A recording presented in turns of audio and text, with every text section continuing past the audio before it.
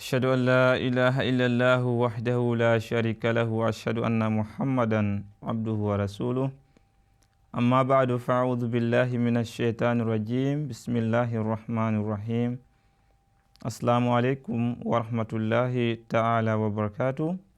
May the peace and blessings of Allah be upon each and every individual here in MTA International Gambia Studio. Again, we are bringing you a new series which is by the grace of Allah Almighty is going to be about my book about Allah, that is about God. Because it's very essential in this day and age for us to understand the existence of Allah Almighty. There are a lot of questions that have been raised regarding the existence of Allah Almighty, and many people, particularly even the children, start at that level that they find it very difficult to understand whether there truly exists God. So because of that, we will try our utmost level to make sure we discuss about some very vital and common questions regarding the existence of Allah Almighty. So this is what we are going to talk about. So please stay with us so that I believe at the end of this series you will fully understand at least some of the common questions raised regarding the existence of Allah Almighty. Once again, I'm joined with my friends here, I call them. So we will be starting the episode before wasting much time. So first of all, as always tradition demands, we start with the recitation from the Holy Quran. So please let's hear the recitation from the Holy Quran by our brother Ibrahim. Please give us the recitation.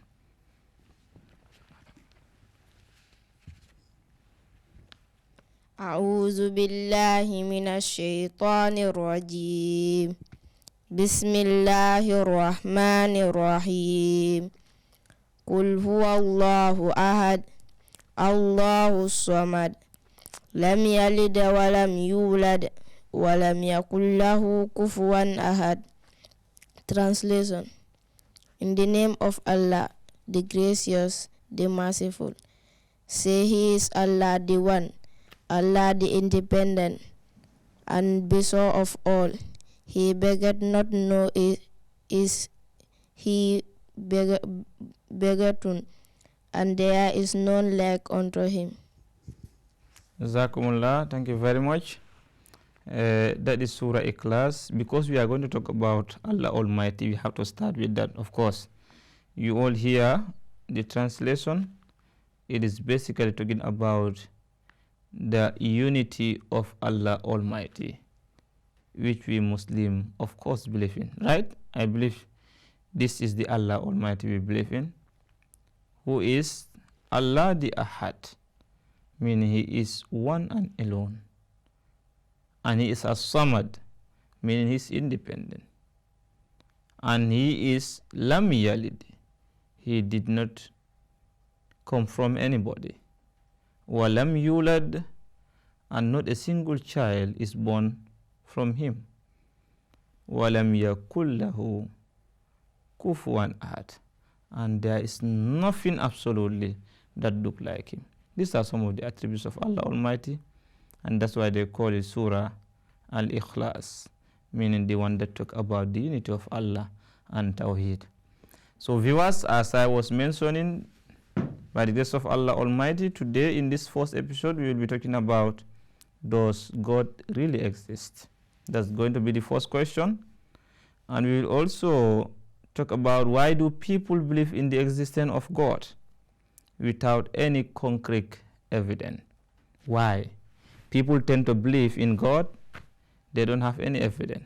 Some people might say that because we find our fathers believing that there is God, so we have to believe in God. Does that really make sense? This is what we are going to talk about as well. Is there any evidence for that? And concrete one for that matter. Did God create the universe, or did it happen by chance, as others believe? This universe is created just by chance, or this comes into existence just by chance. without any creator behind it. But do we really believe in that? Of course. Is it what we believe in? We believe there is a creator or there is no creator? There is creator, of course. And there is talking about, is God eternal? Eternal means the everlasting, or he has no beginning, no ending. Is it truly eternal? Yes. We are going to talk about that by Allah's grace. And the other question, did God create the universe on his own, or did he get help from anyone else? Like we're talking about. He begets not, nor was he begotten. And he's independent. When we say independent, you don't need anybody's help, right? You are free. So Allah the Almighty, did he create it alone, or did he take any help from somebody? And many people also have a misunderstanding regarding this. How God sees without eyes. We say God did not have eyes like we have, because we know without eye, can we see? We cannot see because we are human beings. But God is not human. In the Holy Quran, Allah hears and he speaks. You understand? But then how did he do it? Did he have any eye? And can he hear without ear? Can he speak without tongue? This is also something that many people find very difficult. How can God know the future? This is also another important question. What does God look like? If he's not looking like us, if he not looks like us, then how does God look like? That also we have the answer for that. Does he have any shape like we do? If we cannot see God, how can we believe in his existence? People are saying, oh, I cannot see God, so I cannot believe in him. But is it only through physical sin that can make somebody to believe in God? We believe that. Sometimes we believe we are intelligent. Where is intelligence located? Is there any, do you know where intelligence is located? Nuruddin? Ibrahim, can you touch intelligence? Can you see it? Can you see intelligence? But you believe that intelligence exists, right? So here, this one is very intelligent. Huh? But can you see it? So that is in essence is futile and it's illogical to say that if I don't see God, I cannot believe in him. There are a lot of things you don't see, but you believe they exist, right? Good. It says, if we cannot understand the nature of God, how can we believe in him with full conviction? If you say that God did not have any shape, then how can we believe in him? So there are a lot of questions that we are going to deal in this, but first and foremost is going to be, does God truly, truly exist? Of course, as Muslims, we believe that God exists, and many people believe God exists. Although we have people who don't believe God exists, like the atheists. They say that there is no God. The universe comes just by chance, and there is no creator. This is what they believe. And they believe if you die, you are free. No question, no nothing, no day of Yawm al-Qiyamah, day of judgment. But Muslims, we believe that there is day of judgment. And almost all the religions in the world, they believe that there is a day of judgment. But we have people who don't believe in this. They believe when you come into life, you live your life, you die, it's finished, just like the animals. The animals are not asked because they don't have the faculty of reasoning. Huh? So now, first of all, we will talk about a very interesting narration here between two individuals. He said, it was a glorious summer morning. For instance, we are in the summer, right? The sun was shining brightly. Salma and her school friends by the name Mary and Barbara were playing in the garden at the back of Salma's house. They were sitting there, they are playing. And it suddenly happened that Salma's mother, Busra, was also enjoying the sunshine. You know, during the summer, the sun will come and it will shine. Sometimes it is covered with by the cloud. You understand? So she was sitting in a chair reading a magazine, maybe a book sort of. And he says, suddenly Baba saw a brightly colored, beautiful butterfly. We all know what butterfly is, right? then which was hovering over the flowers. It was running up and down on top of a flower. Then she called Salma and Mary and asked them to have a close look at it. Just like where people are sitting, oh, you see something, you call your friend, come and look at this one. And it says, Mary looked at the butterfly and said, it is indeed very beautiful. You understand? So Salma said, it has lovely colors. You know, butterfly, they have different colors. They have lovely colors. We should thank God, who had created this wonderful creature. They are not only beautiful to look at, but also serve some useful purpose. So you see, it says beautiful. So because of that, we should what? Thank God. So you see, that's the way the question arrives. So this Barbara said, do you really believe there is God? Say we should thank God. So this one asks, do you really believe there is God? Then Salma replies, say, yes, that is why I pray my 5 daily prayers. Why do you pray your 5 daily prayers? It's because of what? Why? Because you believe there is God. You pray and ask forgiveness from who? Is it from me you are asking forgiveness? Is it from your father? Is it from your mother? But from who? From God. When we are praying, we say, Allahumma salli ala Muhammadin, right? Alhamdulillahi Rabbil Alameen.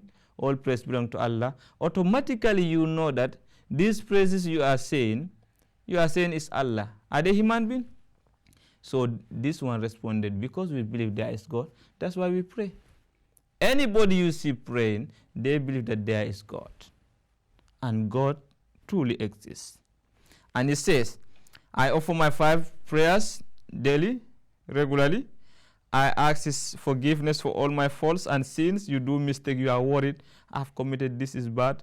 All this because of you believe that there is a super powerful being who is Allah Almighty and is seeing you wherever you are. Whether you go under the bed, whether you close your door, it's full darkness, Allah Almighty is seeing you. Sometimes you close your door, you close your window, but still you pray, right?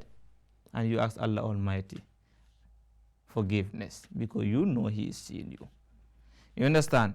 He said, Mary followed the butterfly for a while, then she come back and asked Salma, have you ever seen God?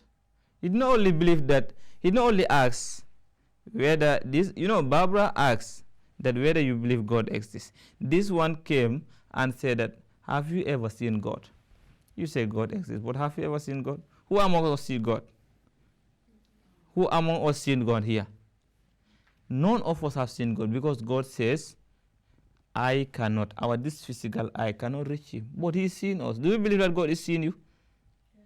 Who among us believe that God is not seeing us? None of us, right? But we all believe that God is seeing us. Then Salma said, no, I haven't seen God. Then Mary said, then how do you know that God really exists? So what is he basing his reason with? Because of, I'm not seeing God. So for that being the case, I would not believe. Oh, why? How do you come to believe that God exists? Some people might tell you, oh, my parents, I met them worshiping God. They believe that there is God, so I accept it. I see them going to mosque or going to church or the synagogue. Okay, I also follow them. So this one is raising a very, very vital question. You did not see God, so how do you come to believe God exists? But we will have all these answers so that tomorrow, when you encounter with your friends, when they ask you such question, and you can explain this question at any moment, you can convey this question to them, these answers to them, by telling them, I believe in God. I did not see God with my physical eye, but I see God with my spiritual eye. You understand? So, then he said, before Salma could answer, Mary asked Salma, before Salma could answer, then Barbara commented, well, for me, I have seen pictures in books where they say God is shown as an old man. Have this come to your mind sometime? Sometime what comes to mind if I may ask you, what comes to mind if you say God? How do you think God look like? Do you have any idea how do you think God look like? You don't have any idea. You only believe that God.